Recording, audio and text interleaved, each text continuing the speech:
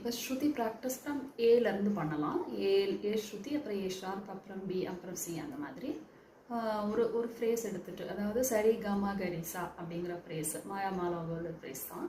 அதை எடுத்துகிட்டு அதை வந்து எல்லா ஸ்ருதிலையும் ப்ளே பண்ணி பாட போகிறோம். அதாவது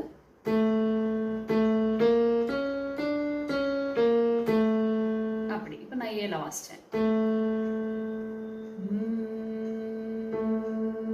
சரி கமா கரிசா.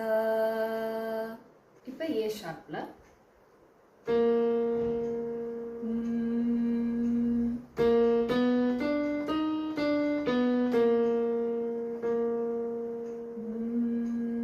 சரி கமா கரிசா.